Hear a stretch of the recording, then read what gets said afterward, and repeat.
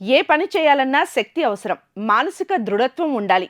నిస్సత్తువ, నీరసం పారద్రోలి ఇమ్యూనిటీ బూస్టర్‌లా పనిచేస్తుంది. Be better ashwagandha. చాలా మంది వాళ్ళల్లో మీరు మెన్సెస్ గురించి మాట్లాడారు కాబట్టి ఒక అమ్మాయి మెన్సెస్ అయిన తర్వాత ఎలాంటి జాగ్రత్తలు తీసుకోవాలి అండ్ మెంటల్ కండిషన్ ఏ విధంగా ఉంటుంది దానికి సంబంధించి చెప్పండి. మెన్సెస్ స్టార్ట్ అవ్వడం అనేది దాన్ని మెనార్కీ అంటారు మన మెడికల్ టర్మ్స్లో.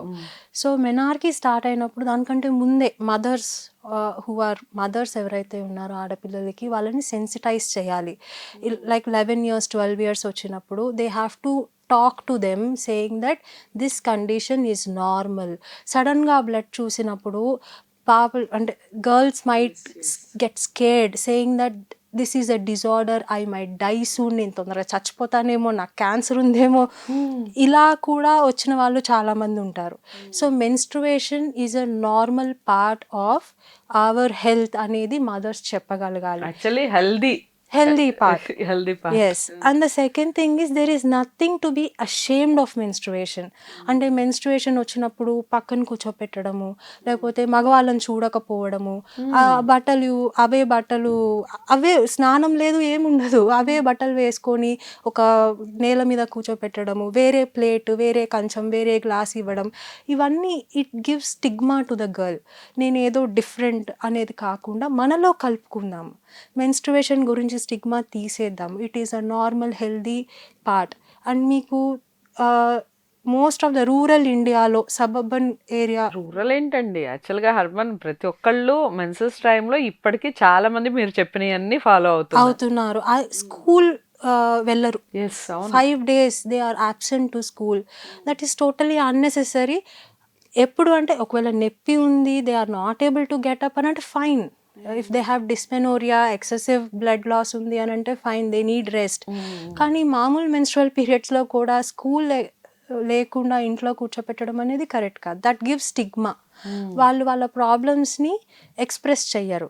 రెండోది ఏంటంటే మెన్స్ట్రువల్ ప్యాడ్ యూస్ చేయడం instead of clothes. So clothes use చేస్తారు అండ్ దాన్ని సరిగా వాష్ చేయకపోవడం, దానివల్ల ఇన్ఫెక్షన్ రావడం, అవన్నీ వెజైనైటిస్ రావడం, అవన్నీ కూడా ప్రాబ్లమ్స్ ఎక్కువగా చూస్తుంటాం మనం. బేసికలీ ఈ ప్రాబ్లమ్స్ సైకాట్రిస్ట్కి రారు, బట్ గైనకాలజిస్ట్ దగ్గరికి ఎక్కువ మంది వెళ్తుంటారు. ఇంకో విషయం ఏంటి అని అంటే రిగార్డింగ్ మెన్స్ట్రుయేషన్ టైంలో పిఎంఎస్ అన్నారు. అసలు ఈ పిఎంఎస్ అంటే ఏంటి? పిఎండిడి అని కూడా అంటూ ఉంటారు. ఏంటంటారు దానికి సంబంధించి చెప్పండి. పిఎంఎస్ అంటే pre menstrual syndrome. Okay. So యూజువల్గా ఒక మెన్స్ట్రువల్ సైకిల్ ఒకవేళ 28 days అని అనుకుంటే కనుక, start of the menstruation day 1 అని అనుకుంటే కనుక, అంటిల్ ఓవ్యులేషన్ వరకు దాన్ని ఫాలిక్యులర్ ఫేజ్ అని అంటారు. ఓవ్యులేషన్ నుంచి మళ్ళీ మెన్స్ స్టార్ట్ అయ్యే వరకు లూటియల్ ఫేజ్ అని అంటారు. ఈ దాంట్లో ఏమవుతుంది అని అంటే మన reproductive hormones, that is oestrogen and progesterone, ups and downs fluctuate అవుతూ ఉంటాయి అన్నమాట. సో ఈ పిఎంఎస్ అనేది ప్రొజెస్టెరాన్ సడన్గా తక్కువ అయిపోవడం వల్ల వస్తూ ఉంటుంది. అది యూజువల్గా లూటియల్ ఫేజ్లో వస్తుంది, అంటే before the onset of menstruation ఒక 5-6 days ఆర్ 1 weekలో వస్తూ ఉంటుంది అనమాట. సో యూజువల్గా లూటియల్ ఫేజ్లో ది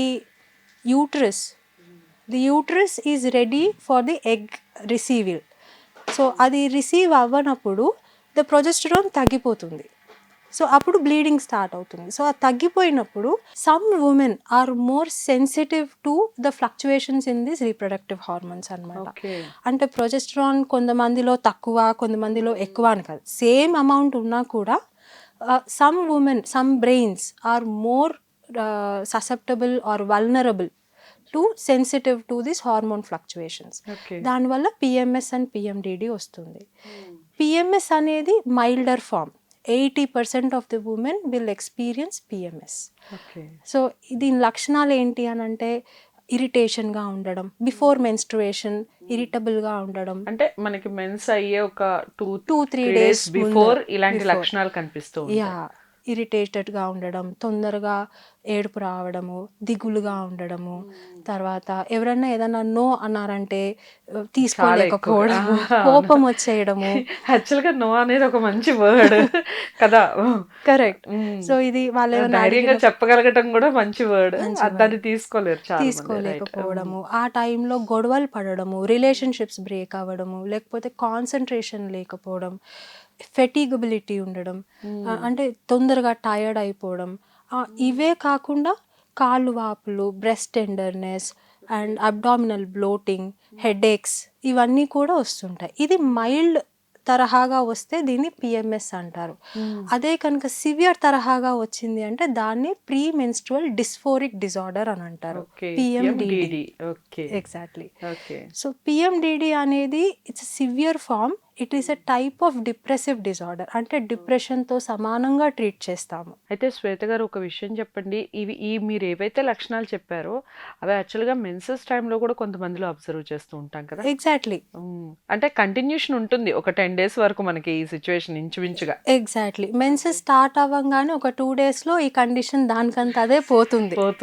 మళ్ళీ మెన్స్ట్రుయేషన్ టైంకి ఒక 1 week నుంచి స్టార్ట్ అవుతూ ఉంటుంది. పిఎండిడిలో వచ్చే ప్రాబ్లమ్స్ ఏంటంటేనండి, ఎస్పెషల్లీ ఇన్ వర్కింగ్ ఉమెన్, ఆ టైంలో సపోజ్ వాళ్ళకి ప్రాజెక్ట్ ఏదన్నా ఉంది, టైం లైన్స్ ఉన్నాయి, అది అందజేయకపోవడము, లేకపోతే ప్రెజెంటేషన్స్లో తొందరగా వల్నరబుల్ అయిపోవడము, లేకపోతే చాలా కోపం వచ్చేయడము, తొందరగా మూడ్ స్వింగ్స్ అవ్వడము, సూసైడల్ ఐడియేషన్ రావడము, సూసైడల్ టెండెన్సీస్ రావడము. Exactly. PMDD is almost equivalent to depressive disorder. డిప్రెషన్ కిందనే ట్రీట్ చేస్తాము. ఎందుకు వస్తుంది అంటారు అసలు? అంత అంత తీవ్రమైన స్థాయి అసలు ఎందుకు వస్తుంది ఒక ఉమెన్కి? Right. It is because of మన బ్రెయిన్లో కొన్ని రిసెప్టర్స్, అంటే సెరిటోనిన్ రిసెప్టర్స్, సెరిటోనిన్ పదార్థం గురించి మీరు వినే ఉంటారు, హ్యాపీనెస్ హార్మోన్ అంటారు దాన్ని. So serotonin modulation is very closely linked with our reproductive hormones. So oestrogen and progesterone when they act in the brain on the serotonin modulation, depression అనేది వస్తుంది. They are highly susceptible to depression during that time.